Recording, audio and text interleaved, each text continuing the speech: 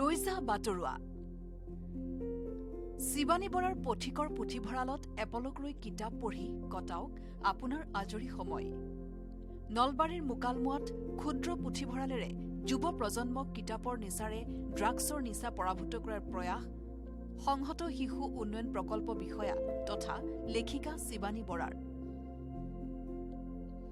ৰৈজা বাটৰুৱা এক পথিকৰ পুথিভঁৰাল সাজি সমাদৰ এগৰাকী লেখিকা তথা চৰকাৰী বিষয়াৰ।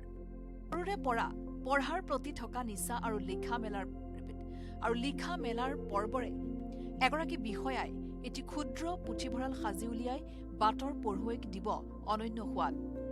বহুদিনীয়া এক সপোন লৈ কিতাপৰ পৃথিৱীখনৰ সৈতে নতুন প্ৰজন্মক চিনাকি কৰাই কিতাপ পঢ়াৰ পৰিৱেশ গঢ়ি তোলাটো মনতে নৈতিক দায়িত্ব হিচাপে লৈছে নলবাৰীৰ এগৰাকী চৰকাৰী বিষয়া তথা লেখিকা শিৱানী বৰাই। আচলতে মুকালমুৱা বুলি নহয়, পুথিভঁৰাল এটা বা গ্ৰন্থৰ সৈতে মোৰ দ্বাৰা যাতে বেলেগো ধৰি লওক গ্ৰন্থৰ প্ৰতি আকৃষ্ট হয়, সেইটো মই বহুত আগৰ পৰা সপোন আছিলে সৰুকালৰে। আৰু মই যিহেতু কিতাপৰ মাজতে ডাঙৰ হোৱা সৰুৰে পৰা আৰু বৰ্তমানো কিতাপৰ সৈতে জড়িত হৈ আছোঁ, গতিকে মই ভাবোঁ যে কিতাপ পঢ়াৰ যিটো অভ্যাস সেইটো মই যিহেতু পঢ়ি ভাল পাওঁ বা 10জনেও মই ভাবোঁ যে সেইটো অভ্যাস গঢ়ি তোলাটো এটা আমাৰ কাৰণে বা ভৱিষ্যতৰ কাৰণে এক শুভ লক্ষণ। আৰু মুকালমুৱা অঞ্চলত মোৰ এতিয়া 3.5 বছৰ হ'ল। মই ভালদৰে জেগাডোখৰ বা দেখিছোঁ মই ঠাইটুকুৰা। মই ভাবোঁ যে বৰ্তমান ঠাইটুকুৰা ড্ৰাগছ বা এনেকুৱা নিচাৰ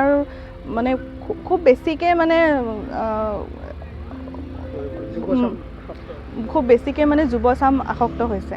আৰু মই ভাবোঁ যে ড্ৰাগছৰ দৰে বা মাদক দ্ৰব্যৰ দৰে যিকোনো নিচাৰ পৰা মই ভাবোঁ যে এটা ভাল অভ্যাসে তেওঁলোকক আঁতৰত ৰাখিব পাৰে।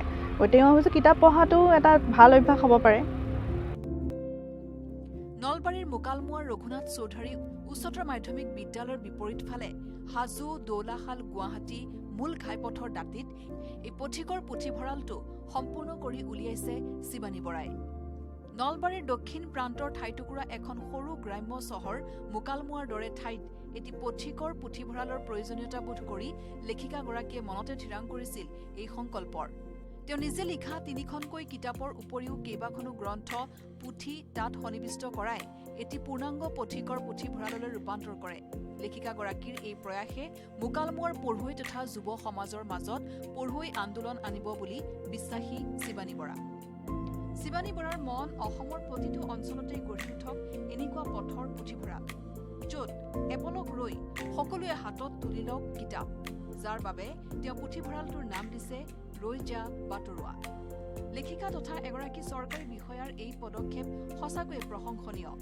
অসমৰ প্ৰতিটো প্ৰান্ততে গাঁৱে ভূঞে পথৰ দাঁতিত গঢ় লৈ উঠক এই ধৰণৰ পুথিভঁৰাল। উল্লেখযোগ্য যে লেখিকা শিৱানী বৰা এগৰাকী অসম চৰকাৰৰ বিষয়া হিচাপে মুকালমুৱাত কৰ্মৰত।